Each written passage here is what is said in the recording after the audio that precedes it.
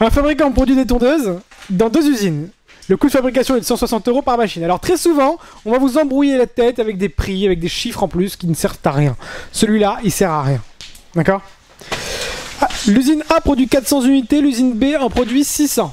D'accord? Alors si je viens pas de l'usine A, je viens de l'usine B. Donc B, comment je pourrais l'écrire? P de C sachant A, bah, exactement. Très bien. Ah, mon tableau. Numéro 1 ou numéro 2? Très bien.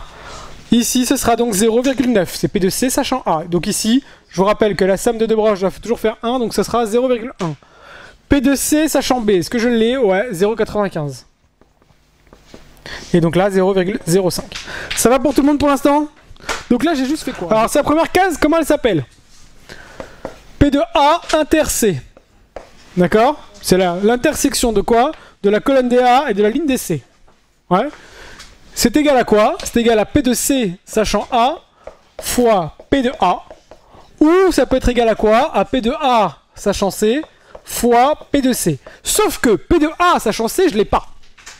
Donc, je ne pourrais pas trouver la valeur de P de A inter C avec cette formule-là. Calculer la probabilité que la tondeuse soit conforme. Bah, c'est quoi ça? C'est P de quoi? P de C. Et P de C, je le retrouve où?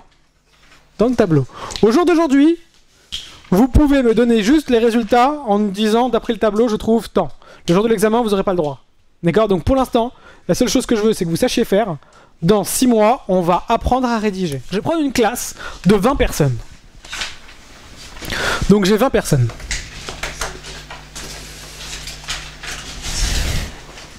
Dans cette classe de 20 personnes, comme la semaine dernière, ou combien de semaines,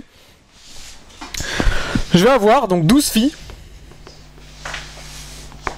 Et donc 8 garçons, forcément. Ouais. Dans ce groupe de gens, dans les filles par exemple, je vais avoir 3 filles qui aiment le bleu. Elles aiment le bleu. Et dans le groupe des garçons, je vais avoir 2 garçons qui aiment le bleu. C'est le même exemple que la semaine dernière, sauf que j'ai changé les chiffres. Et en changeant les chiffres, j'ai changé la situation et j'ai changé complètement l'exercice.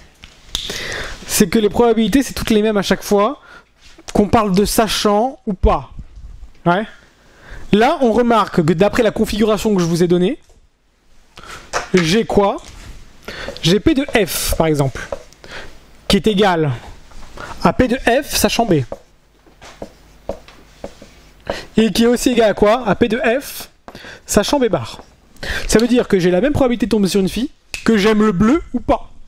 Et j'ai la même probabilité de tomber sur quelqu'un qui aime le bleu, que ce soit parmi les garçons. Au moins un de deux défauts. Qu'est-ce que ça voudrait dire? Bah, soit le A, soit le B, soit les deux. On est d'accord? Alors, par contre, faites attention. Regardez bien ce qui va se passer. Imaginons que ça, c'est un sac de défaut A. Imaginons que ça, ce soit un sac de défaut B. D'accord? Bah, soit le A, soit le B, soit les deux, je le traduirai comme ça. Soit le A, soit le B, soit les deux. Sauf que lui, je l'ai assuré beaucoup trop de fois. Ouais, j'ai assuré 3 fois en tout, c'est trop. Donc, en fait, quand je dis soit le A, soit le B, soit les deux, c'est plutôt comme ça qu'il faudrait que je réfléchisse. Regardez bien. Soit le A, mais sans tenir compte du B. D'accord?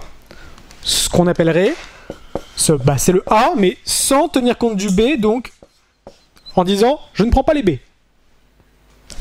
A, mais pas les B en même temps. Très bien.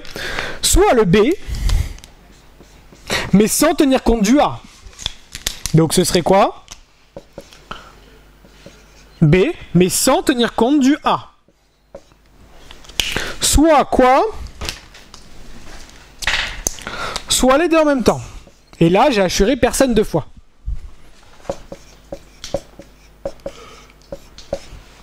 D'accord? Donc en fait, quand je vous dis quoi? Quand je vous dis au moins un des défauts, c'est quoi? Bah, c'est la somme des 3.